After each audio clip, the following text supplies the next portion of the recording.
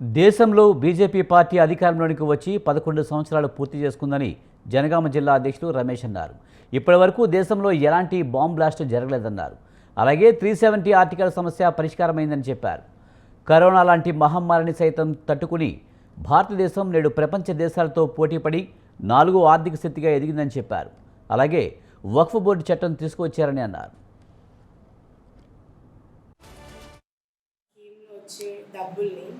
ఆ రోజు ఏ ప్రధానమంత్రి మన దేశాన్ని అభివృద్ధి వైపు తీసుకుపోవాలనుకున్నా అక్కడ రూపాయి అందితే మనకి ఇక్కడ అనా పైసా కూడా వచ్చిన పరిస్థితి లేదు.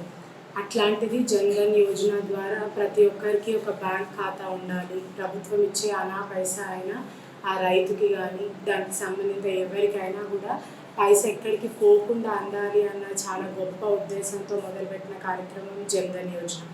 అట్లా అనేక కార్యక్రమాలు ఏ అన్ఆర్గనైజ్ సెక్టర్కి కూడా, అంటే ఇంట్లో పనిచేసుకునే ఆమెనా ఒక రైతుకైనా ఈరోజు పెన్షన్ ఇచ్చే ఒక గొప్ప స్కీమ్ అటల్ పెన్షన్ స్కీమ్. అట్లా ఒక ప్రతి కుటుంబానికి 5 లక్షల దాకా మెడికల్ సహాయం అందిస్తూ పెట్టిన యోజన ఆయుష్మాన్ భారత్ యోజన. ఇట్లా అనేక కార్యక్రమాలని భారతీయ జనతా పార్టీ ఎన్డీఏ ప్రభుత్వం గత 11 ఏళ్ళుగా ఇట్లాంటి ఆటంకం లేకుండా జరుపుతూ ఉంది. ఈరోజు మనందరికీ తెలుసు, కోవిడ్ లాంటి మహమ్మారి రోగాలు వచ్చినా కూడా భారతదేశాన్ని 4th లార్జెస్ట్ ఎకానమీగా తీర్చిదిద్దిన ఘనత ప్రధానమంత్రి నరేంద్ర మోడీ గారు సాహసోపేతమైన నిర్ణయాలు, ధైర్యంగా నిర్ణయాలు తీసుకొని ఈ దేశంలో ఎక్కడ కూడా ఏ రకమైనటువంటి అలజడి లేకుండా మరి ఈరోజు నిర్ణయాలు చేశారు.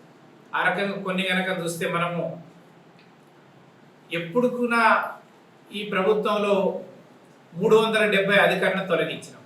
అంటే భారత్లో భూభాగంగా ఉన్నటువంటి జమ్మూ కాశ్మీర్ని అక్కడ ఒక ప్రత్యేకమైనటువంటి చట్టము, అక్కడ స్థానిక ఎన్నికల్లో రిజర్వేషన్ అమలు కాకపోవడము, లేకపోతే ఆస్తుల కొనుగోలు వ్యవహారాల్లో, లావాదేవీల వ్యవహారాల్లో ఒక సపరేట్ చట్టాలు ఉండటం, ఇవన్నీ ఉండటం ఒక నేషనల్ ఫ్రేమ్లో లేకుంటుండే. ఈ 370 అధికారులను, అదే రకంగా 35Aని తొలగించడం ద్వారా జమ్మూ కాశ్మీర్ కూడా భారత రాజ్యాంగం ప్రకారంగా మిగతా రాష్ట్రాలలో ఏ రకంగా అయితే పాలన సాగుతుందో అదే రకమైనటువంటి పాలన ఈరోజు జమ్మూ కాశ్మీర్లో సాగుతున్నది.